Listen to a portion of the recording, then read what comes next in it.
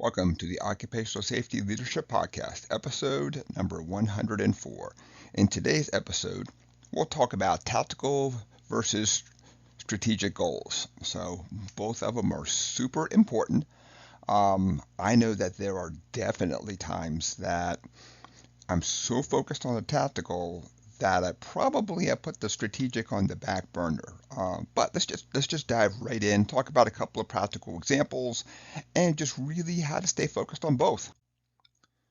So let's sit down and first off, we'll just kind of break down the different goals there. So they're both really important, of course, um, but like all things, they're going to differ in their scope, focus, and time frame. So tactical, we kind of think about like what do we got to do, like pretty darn like maybe not right now, but in the next day, next week, next couple weeks.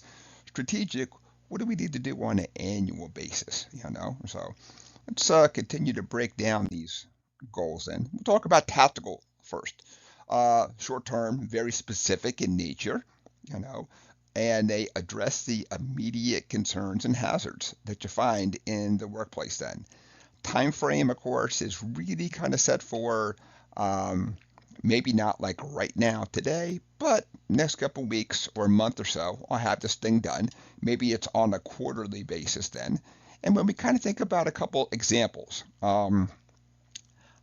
things like implementing new safety procedures, conducting a regular safety inspection, providing targeted training for the specific hazards out there. Certainly don't want to wait a whole year and say, well, we assessed it and then we kind of figured we would just add it to our everyday training. So something that really has to be done now. And if you discover that you are not in compliance with regulations out there, or if something has changed on the federal or state level, and sometimes by compliance with regulations, we can also kind of lump in the corporate stuff too. Um, it's not uncommon for a corporation to say, we've decided that we're going to go do the following, and maybe they haven't got complete buy-in from all the field people. So sometimes we have to sit down and talk about, so what do we got to change like literally right now? Let's switch gears a little bit here and talk about strategic. So these are much more broader and long-term perspective then. And these kind of talk about the overarching safety objectives, continuous improvement. When we think about culture, when we think about those kinds of things that we're trying to implement in a company, the organization. And so these have a much longer time period then, sometimes spanning years. And when we sit down and think about this, it could be, let's just throw out a hypothetical.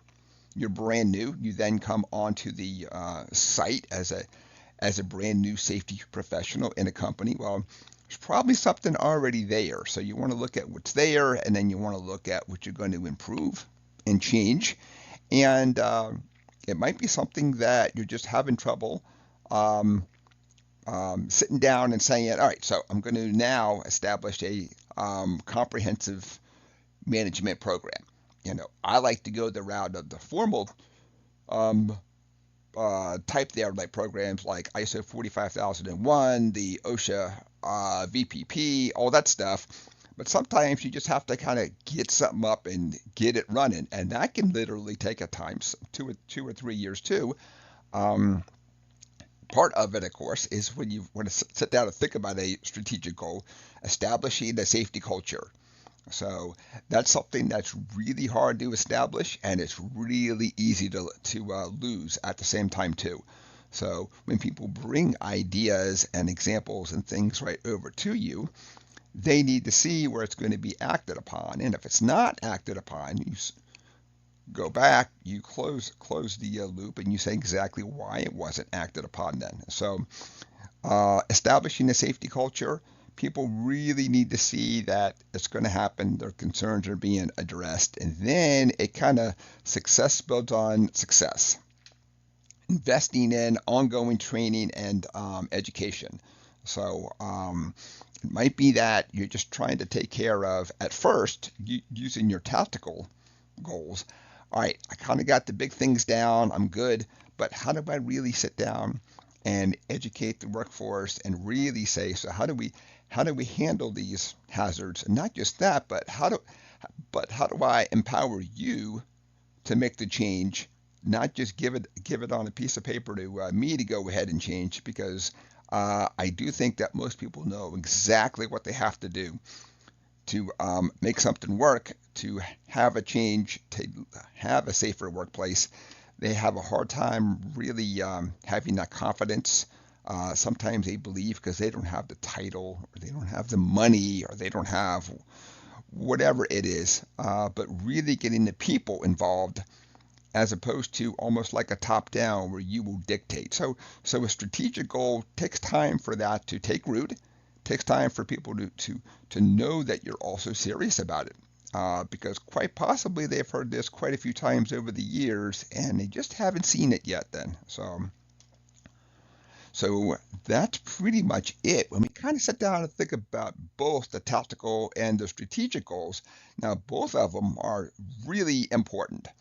Uh, but I know at times that sometimes it's hard to think about a goal that's out there when you're focused on, all right, I got to put a HAZCOM program in place. I got to now focus on lockout tagout. I got to focus on this, to sit down and say things like, I'm at the point where I can now start to educate more of the workforce, empower more of the people, empower more of the supervisors, because literally as one person, you can't do it all. So they know the hazards. They know how to fix it too at the same time then. So I think both are super critical, um, but it's a balancing act. So I'm never going to sit here and tell you that one is better than the other. I don't know what issues that you have over at your workplace, and that's why this is more of just a very high level. Let's just sit down and kind of talk about the different goals. So